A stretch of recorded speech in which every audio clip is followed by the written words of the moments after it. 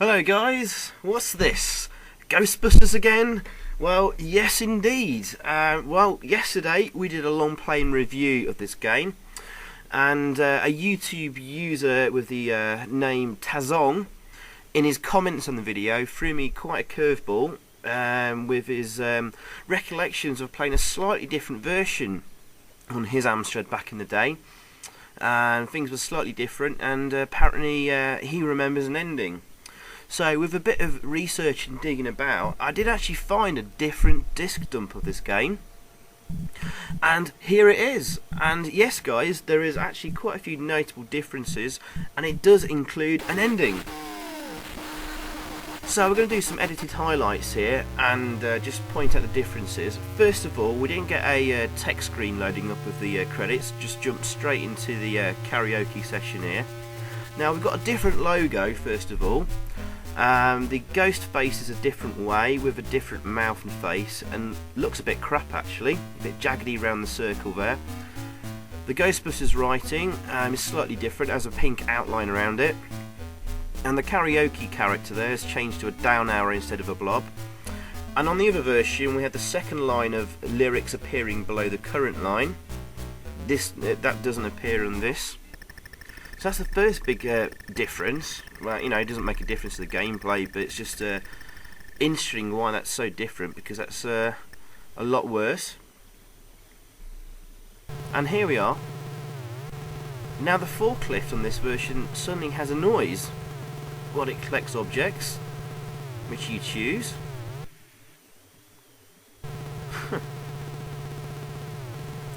So, another difference there.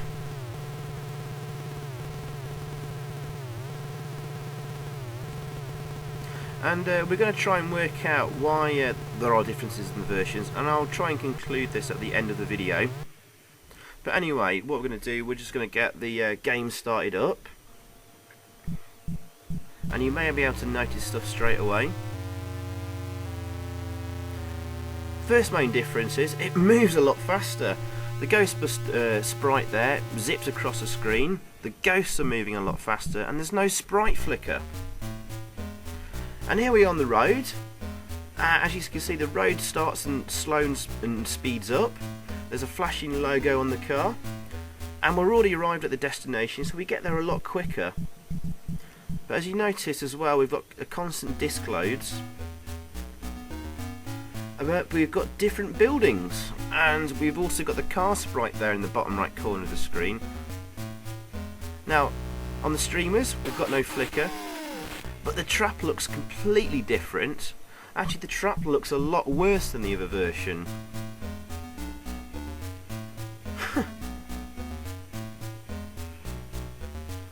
So yeah,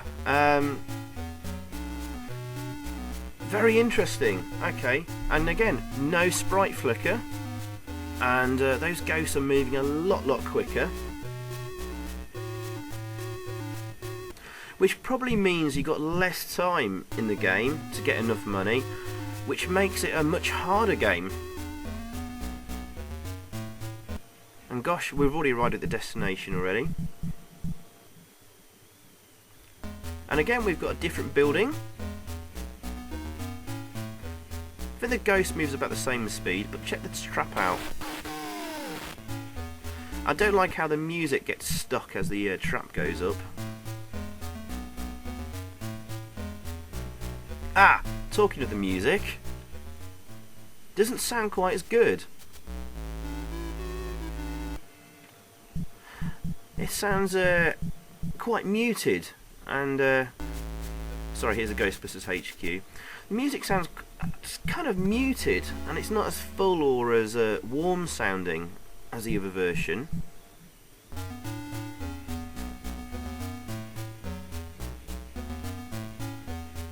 Oh yeah, of course, the lines on the road there, they're not flickering either. One thing about the music though is when it gets to the end of the theme, it actually slowly fades out. That's another difference. Whereas on the other version it just starts over again. But I feel it takes too long to fade out.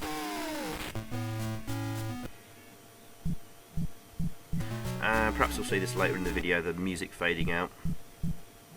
But it's annoying though. I mean, we just moved across the road to that pink building there, and we still have to do a disc load.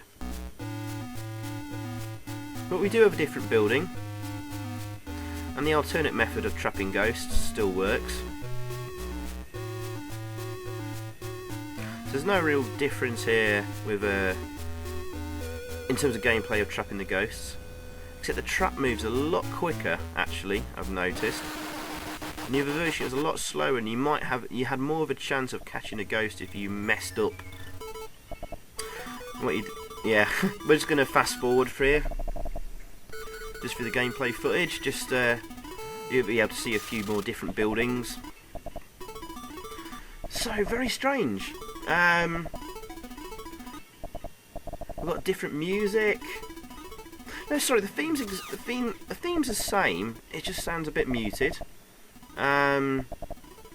Different buildings, constant disc loads. Everything moves a lot faster. There's no sprite flicker. But I don't think it's using 128k of memory. And the disc loads would sort of collaborate that. If 128k of memory was being used, then there wouldn't be any need for the disc loads. Now, just to recap, guys, the Amstrad 464 was a cassette machine with 64k of memory. The first disc machine was the Amstrad 664, but that only had 64k of memory. And then later, shortly after the 664, came the 6128 with, unsurprisingly, 128k of memory, and being a disc machine. Now this is definitely the disc version, because you won't have cassette loading like this all the time. But when did this game come out, and is this using 128k of memory? I'm not sure.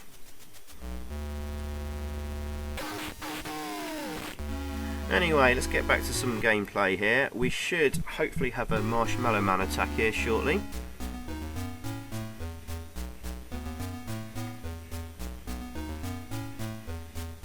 And that's also slightly different. There we go, Marshmallow Man alert. Drop your ghost bait. And first of all, the pieces of the Marshmallow Man, they're not flickering like on the other version. That looks a lot better. And now the ghosts sort of zoom back to the each corner of the map.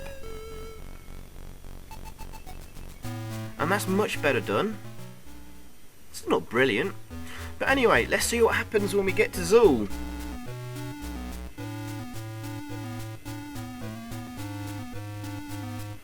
Sprite there is moving a lot slow for some reason, perhaps because of the scrolling text.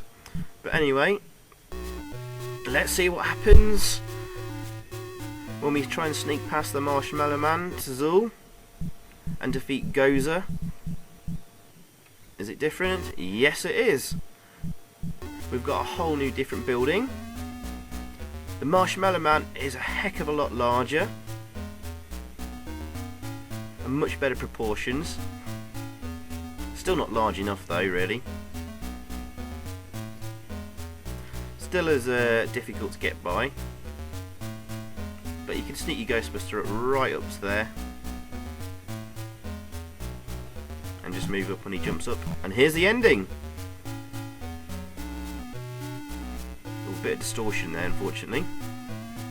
And yes, Tazong, you were absolutely right. That is the ending. There's the Ghostbusters closing the portal of Zool, sending Gozer back to her dimension. So there you go. We do have an ending. Fantastic.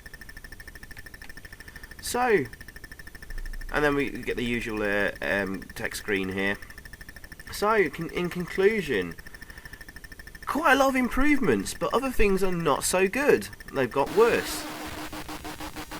Good points. We've got an ending. There's no flicker. It moves faster. We've got different buildings. We travel faster between buildings. There's a flashing light on the car. There's the Marshmallow Man attack, which is much better. We've also got the fading music. Negatives. But we've got a worse logo on the loading screen. The traps look a lot worse. And of course, well, the constant disc loading is a pain in the arse. But as I said previously, the disc loading kind of points to it not using 128k of memory. Otherwise, it just wouldn't be needed. Perhaps used memory is cleared for relevant sections of the game to be used to stop sprite flicker and speed things up. So, was it designed for the 664? Which was only sold between June and August of 1985. But the 6128 was released in August. But it looks like the game came out around that time. It was reviewed retroactively in the first issue of Amstrad Action in October of 85. But we know the Spectrum version came out in February, but I can't find the exact month release for the Amstrad version. But I can see that French magazines were reviewing the game, at least the cassette version, in July. So, did the tape or disc version come first? Were different programmers working on specific sections of the game? One doing the tape, one doing the disc version. If it did come out later than the tape version and supposedly enhanced, why the sort of poor title screen and worse music and the traps looking worse? Perhaps I think the tape version came out after and the disc was released first in time for the 664 launch or the 6128 launch. Who knows? Utterly bizarre. But there you go, guys. Why there are these strange differences? Who knows? But hey, at least got a slightly better looking game without the sprite flicker, and it moves a lot faster, and we've got an ending. So yeah, good stuff. Well, the things you find out. Anyway, thanks for watching, guys. Hope you enjoyed, and that's enough Ghostbusters for now. Cheers. Goodbye.